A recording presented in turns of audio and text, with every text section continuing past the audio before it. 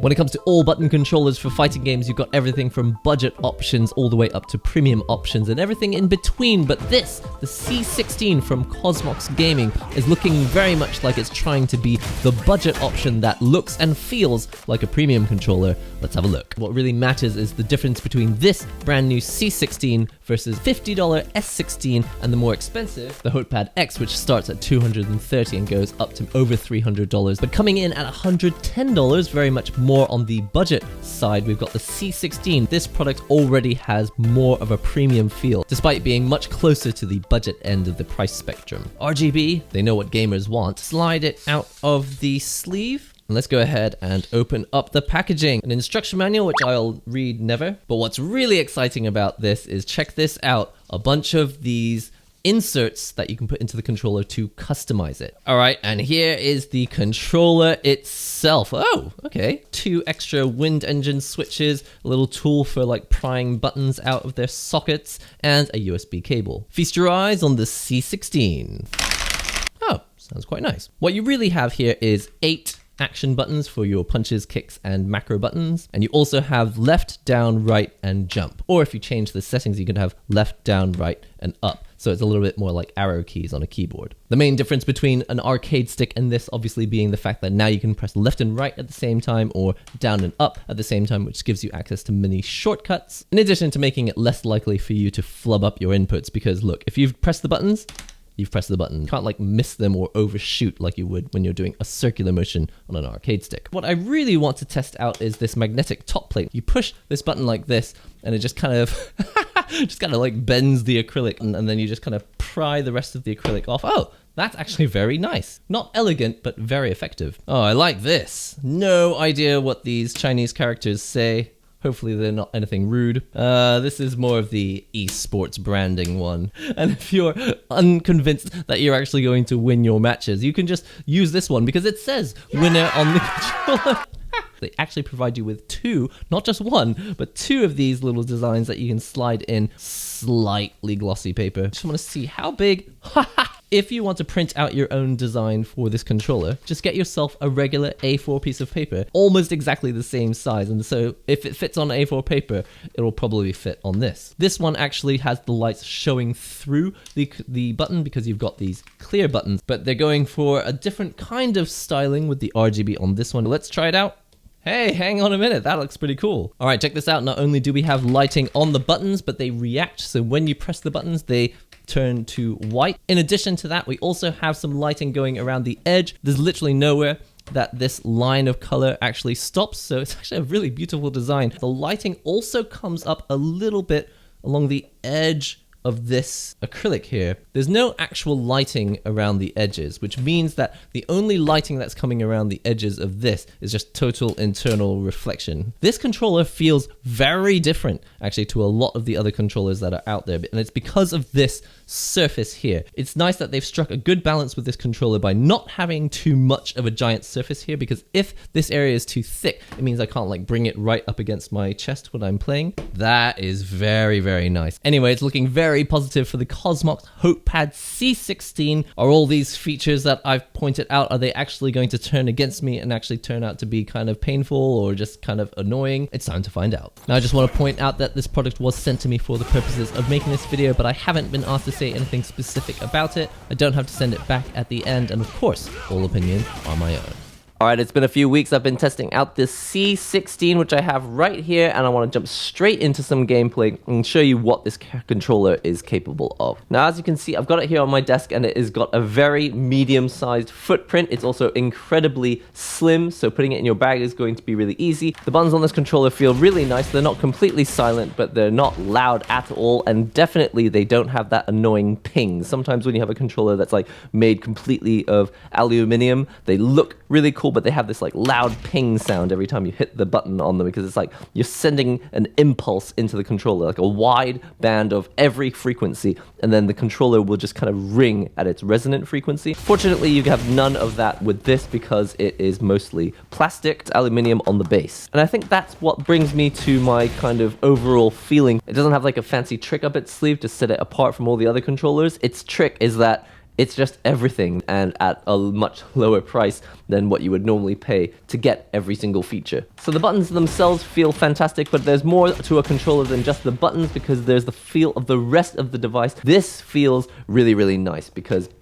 it's not just like a hard edge, it's not just flat, it's actually sort of a rounded edge that comes over really nice and gently, and it has a matte texture. The combination of the acrylic here in the middle means that you get to put your fancy custom artwork, but where it counts for your wrist part, you've got a nice matte finish that's not going to feel awful after like a long sweaty match. And I don't mean that like you're playing sweaty, I just mean like you actually sweat. And it doesn't get kind of gross or anything because this matte finish just goes straight from acrylic over to the matte plastic over here, and you don't feel like any kind of weird edges. And then there's just the fact that this controller is ultra thin, so even if you put it on your desk, you're not going to have your hands like coming up to the controller at a weird angle. The transition from buttons to acrylic to surface of the controller for your palms to your actual desk, it feels nice and smooth. The buttons themselves in this controller, they are Kailh wind engine switches, and they're a little bit softer than I'm used to. These ones feel a little bit more muted and a bit quieter, and definitely there will be some people who prefer this. I don't know if plud is a word, but they feel a bit pluddy. But then over time I started to realize like, oh no, this could definitely be preferable.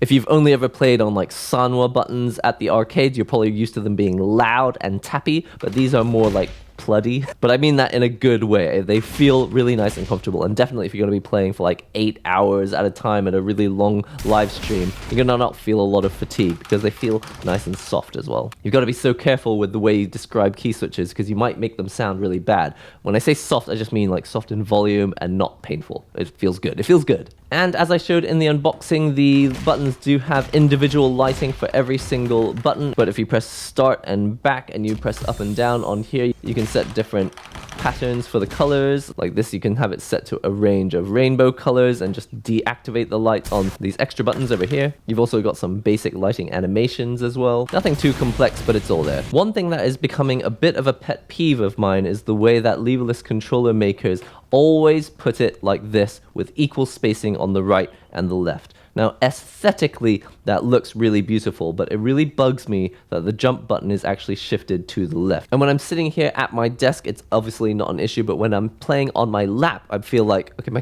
controller is a little bit to the left, so I want to shift it a little bit to the right, but then it's not perfectly balanced. Not a deal breaker whatsoever. With these recent layouts, they also put a jump button up here, and in the current profile I'm set up with, I can actually use both of these buttons to jump. But if you want your controller to be tournament legal, you should probably deactivate one of these buttons. Now, I've actually set up profile switching in the firmware to be start, the function button, and left or right. By doing that, you can see that I can switch between profile 1 and profile 2. And in this second profile, you can see I've deactivated this jump button, but this one is still active. Personally, I've set R3 over here and L3 over here because I just find it really easy to use my left thumb to react with drive impact, and I can use this right thumb over here for parrying, or if I want to do my drive rushes. Also, the spacing between the buttons feels really nice. There is a gap, but there's not a very large gap, but it is large enough that you don't bump that much into the buttons below it. If the buttons are really squished together, sometimes like it's difficult to double tap because you kind of brush up against other buttons when you do that. But I find on this controller that does not seem to be an issue. And an important test that I've been doing recently is just making sure that I can do my throw shortcut by pressing both of these buttons at the same time. I'm able to do this shortcut without my finger bottoming out and hitting the acrylic here, because some controllers recently, they've been putting this acrylic plate a little bit too high, so that every time I try to do a button combination like this, you can actually feel in the middle of your finger, you bump up against the ridge in the middle. Hautepad 42, COSMOX Gaming, they make a lot of different controllers, but they're matte black or they're transparent or whatever, but this one actually has an easy way to change the artwork, like I mentioned in the unboxing, by just pulling this off, and it actually is every bit as easy as you would think it is. I was able to swap artwork in between matches. I was able to like press this button on the back here, get this off, slide this back on here like so, and I'm able to do that all in like 10 or 15 seconds. And the reason this is really big is that a lot of controllers advertise that they can have the artwork changed, but they have to like change like 17 different screws on like the bottom and the top of the controller, and some of them use that weird star driver, which I hate. It's really great that it's just as easy as pressing this button here on the base, and then you just, well, drop the controller, you just pull off all this stuff. Super easy. I do want to mention that I also really like the USB port, which is countersunk. It's a nice peace of mind when you're going to a tournament knowing that it won't get bumped out of the controller. It's incredibly light. The non-slip padding, which is not, unfortunately, all over the bottom. It's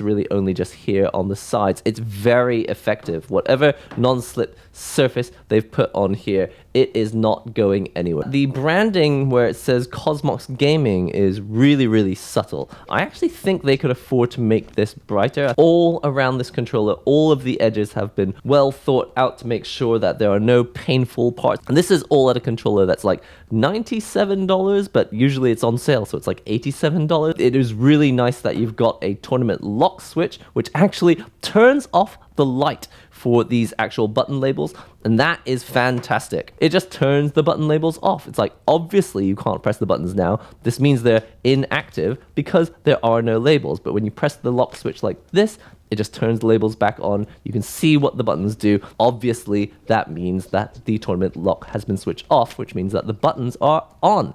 Genius! Speaking of the control panel, the start select buttons are nice and big enough that they're easy to press. You do have a turbo button, but I don't know if you would ever really use it in a fighting game unless you were just testing to make sure that a combo actually worked with the fastest possible input. And next to the tournament lock switch, you also have this light switch, which is called the RGB lock. If specifically your computer isn't providing enough juice to the controller or something, you could just switch off the lights to reduce power consumption, I guess. Anyway, I haven't had an issue with it, so I haven't had to really test that, but it's nice that you can switch it off and on. If you're playing in the dark and you just don't want bright LEDs in your eyes, or maybe you're supposed to be asleep and you want to secretly play some fighting games in the dark, then you can just switch off the lights using this light switch. It goes without saying, of course, that having this mini OLED screen is really useful. It gives me at-a-glance information about whether you're in D-pad mode, also my SOCD modes, of which you have every mode you could possibly ask for. Worth pointing out here that this is a PC controller, but you can use it on consoles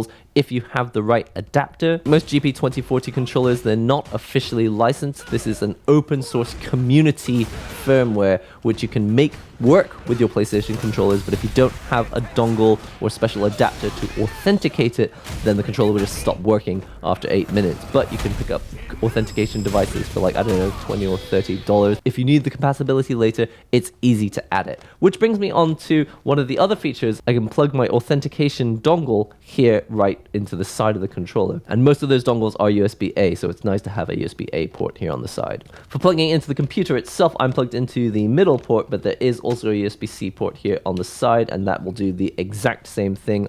I think this is pretty much everything you could ask for in a controller, and at an absolutely ridiculous price of sub $100. To be an officially licensed PlayStation controller, I think you have to go through the process with Sony of them like making sure that it meets their quality standards or whatever. This is using community firmware, but it's got a brand name that makes it look like it's a very official company. I absolutely trust these custom firmware controllers.